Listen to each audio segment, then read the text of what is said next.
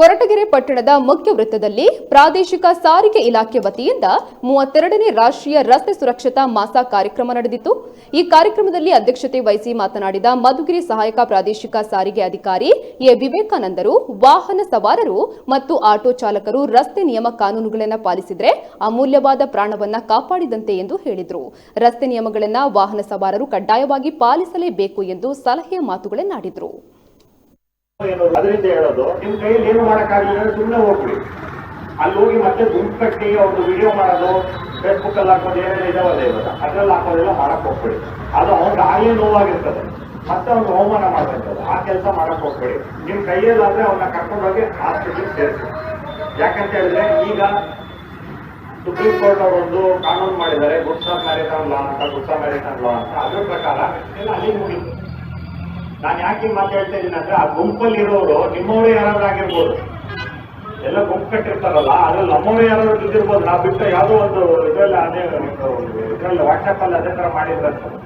ಅವರು ಓಡ್ತಾ ಇರ್ಬೇಕಾದ್ರೆ ಅವ್ರ ತಾಯಿಯಲ್ಲಿ ಬಿದ್ದು ಇರೋಗಿರ್ತಾರೆ, ಅವ್ನು ಗಮನ ಕೊಡಲು ಹೋಗಿರ್ತಾರೆ. ಆಮೇಲೆ ಮನೆಗೆ ನೋಡಿದ್ರೆ ಅಲ್ಲಿ ಆಕ್ಸಿಡೆಂಟ್ ಆಗಿ ಅವ್ರ ತಾಯಿ ಹೋಗಿರ್ತಾರೆ. ಅದರಿಂದ ಅವ್ರು ಪ್ರಯತ್ನ ಮಾಡಿ. ಆಮೇಲೆ ಇನ್ನೊಂದೇನಂತ ಹೇಳಿದ್ರೆ, ಎಲ್ಲಿವರೆಗೂ ಏನು ಆಕ್ಸಿಡೆಂಟ್ಸ್ ಆಗಿ ಸತ್ತೋಗಿದಾರಲ್ಲ ಜನ, ಅದರಲ್ಲಿ ಡಾಕ್ಟರ್ಗಳ ಪ್ರಕಾರ 70% ಜನನ ಬದುಕಿಸಬಹುದಾಗಿತ್ತಂತೆ. ಅಂದ್ರೆ ಗೊತ್ತಾಯ್ತಲ್ಲ ನಿಮ್ಗೆ, ಜಸ್ಟ್ ಒಂದು ಲಾಕ್ ಡೌನ್ ಆದಾಗ ನಿಮ್ಗೆ ಯಾರು ಸಹಾಯ ಮಾಡ್ಲಿಲ್ಲ. ನಿಮ್ಮಲ್ಲಿ ರೆಗ್ಯುಲರ್ ಆಗಿ ಫಾರ್ ಎಕ್ಸಾಂಪಲ್ ಬಸ್ ಸ್ಟಾಪ್ ಇಂದ ಹಾಸ್ಪಿಟ್ಲ್ ಯಾರೋ ರೆಗ್ಯುಲರ್ ಬರ್ತಾ ಇದ್ದ, ಒಬ್ಬ ಬರ್ತಾ ಇರೋನು ಕೂಡ ಅವ್ನು ಕೂಡ ಸಹಾಯ ಮಾಡ್ಲಿಕ್ಕೆ ಆಗಿಲ್ಲ. ಪಾಪ ಅವ್ನು ಬೇರೆ ಕಾರಣಗಳಿರ್ಬೋದು, ಅವ್ನ ಸಹಾಯ ಯಾರು ಮಾಡಿಲ್ವೇನೋ, ಕಾರಣಗಳಿರ್ಬೋದು.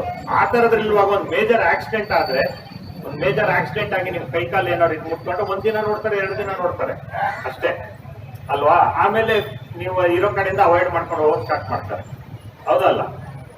ಈ ತರ ಸಮಸ್ಯೆಗಳಾಗ್ತವೆ. ಅದರಿಂದ ಆಕ್ಸಿಡೆಂಟ್ ಅನ್ನೋದು ಬಹಳ ಒಂದು ಅದೊಂದು ಭಾರಿ ಏನ್ ಹೇಳ್ತಾರೆ, ಒಂದು ಜೀವನದಲ್ಲಿ ಡಿವಾಸ್ಟೇಟಿಂಗ್ ಅಂತಿದೆ ಇಂಗ್ಲಿಷ್, ಅಂದ್ರೆ ಕ್ರೂರ. ಅದು ಹಾಕ್ಕೊಡುದು.